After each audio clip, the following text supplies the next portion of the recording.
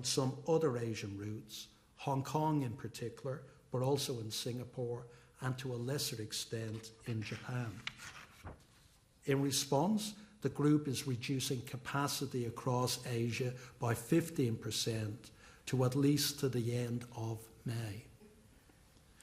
I should stress that markets like the UK and the US are unaffected, which is also what we saw during SARS in 2003.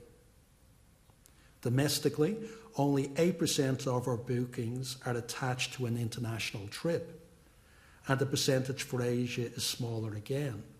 It shows you how big the domestic market has grown since 2003, because then that statistic was 15%. That said, though, we have seen some weakness in domestic demand emerge in February, and as a result, Qantas Group domestic capacity will reduce by just over 2% in the second half. Jetstar is up to 6% reduction in the fourth quarter. We'll also cut Trans-Tasman capacity by about 6%.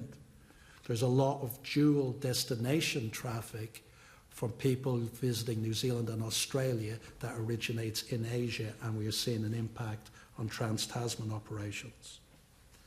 Now, we do have a lot of flexibility in how we respond across the group.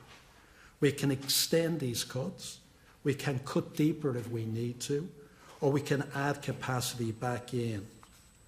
We know it's important also that we maintain our competitive and strategic position, and if we believe that we're going to lose market share in important segments, we will add the capacity back.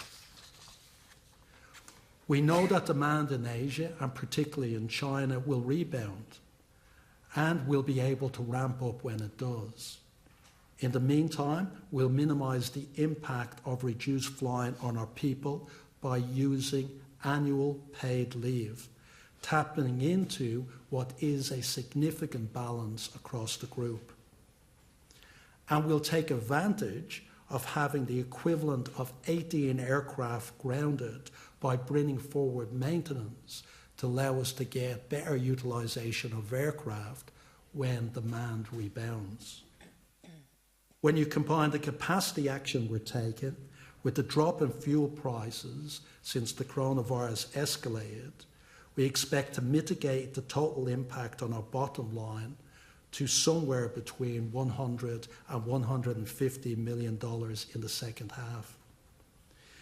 This is obviously an estimate of what is an evolving situation, and we'll give an update on our quarter 3 trading update.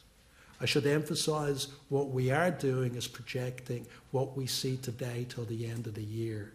It could get better, it could get worse, but the only thing we can do is forecast exactly what we're seeing today.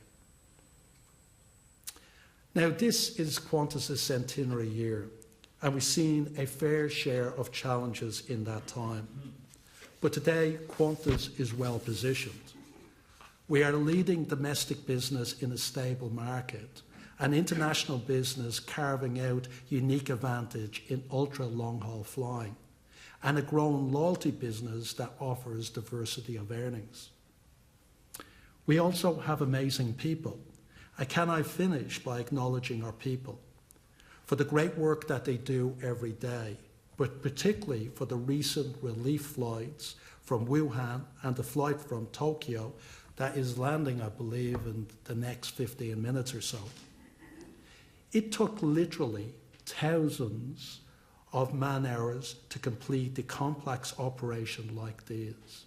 And it took amazing volunteers to go on these flights. They all make us extremely proud. It's a great example of what it means to be part of the spirit of Australia. Thank you, and we'll now open it to questions.